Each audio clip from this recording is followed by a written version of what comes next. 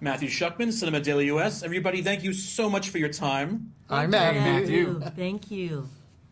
Look, I mean, there's so much to talk about and so little time, so I'm going to rant and we'll see what comes out.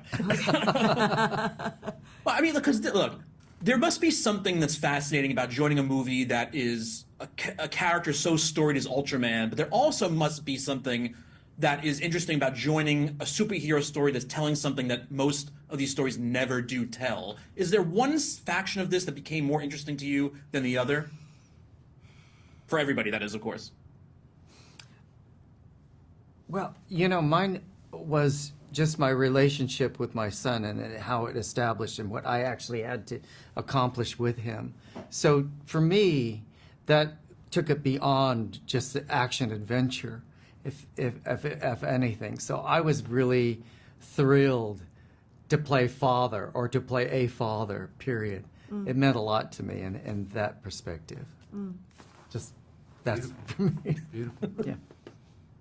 I think what's really interesting too is that because you said, Matthew, it's just a storied character as Ultraman since 1966. It's been mostly in Asia, and the smart nerdy guys like us love Ultraman. But again, it's an old story, but it's a new one to these new generations. So it's going to be two worlds literally lovingly colliding with each other, because the OG Ultraman people will go, hey, new G, Ultraman people, this is a world that we've been living with for the good part of our lives.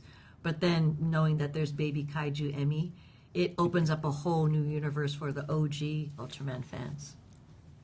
And there's so well, much. Christopher, they're also talking about in those two sides of things, because there's a certain aspect where you're playing two bigger than life characters, because you're like the bigger than life baseball player and then the bigger than life superhero. Is there kind of a melding of those egos in a way, and performance wise, or do you actually see like a dichotomy between the different versions? I think that they're both just both masks on a man who is who's a big child on the inside, and he's learning to love himself because he's broken. And throughout the process, they no longer are masks; they become parts of him. So I think that's the progression of the story that I really enjoy watching. And I think there is that duality in the beginning, but then once you learn who you are, all of that is you. Well, Tamlyn also, I guess, is a similar thing, because, I mean, I'm trying to word this the best way without ruining it for people who haven't seen the movie yet. Because talking about dichotomies, How do you do that, Matthew? Yeah, really. There's a part of your performance which is in two separate places, and like, At the same do you time. try to slip in like some like subtle idea of like, I have to kind of perform this way because I have to be cold in certain ways, but I want them to know there's more to it. Yeah, that's the joy about being an actor in a voiceover piece of art, because it's all dependent on the director. He's going to be asking, well, can you do it this way? Can we try it that way?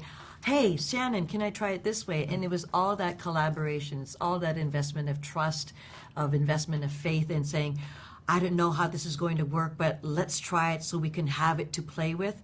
And that's all to Shannon's credit. That's, his imagination, his creativity, his impetus, and his inspiration. Because sometimes things would happen in the room, and I'm sure it happened between all three of us, that because I never thought about that. Oh, let's go this way. And so he would take it, and it wasn't ownership. It was collaborativeness. It was that teamwork. It was that sport of playing, and making sure that this game is played as well as it can be. And that's all credit and hats off to, Shannon and the entire team. It's like, what do we got? It's like, we got something good. It's like, let's run with it.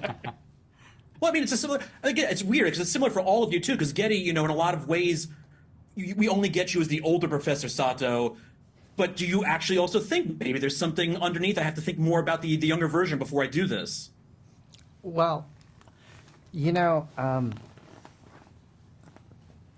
I'm going to say this again. I felt like a fraud in this. Oh, no.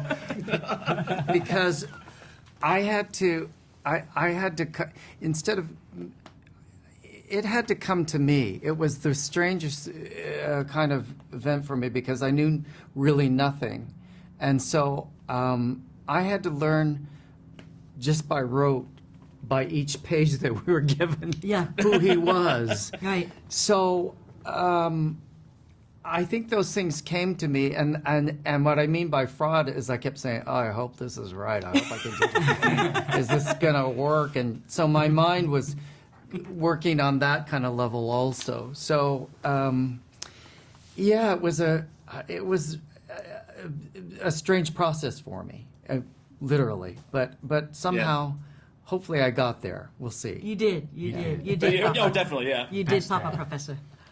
Thank you all so much for your time. I wish I could spend more time with you. Gedde, eventually I got to sit down and talk about Gung Ho with me, but we'll worry about that another Oh, time. I'd love to do that. Yay. Okay. I'll reach out to your people. I have something for that. All right. Fantastic. Thank All you, right. Matthew. Bye-bye, man. Bye.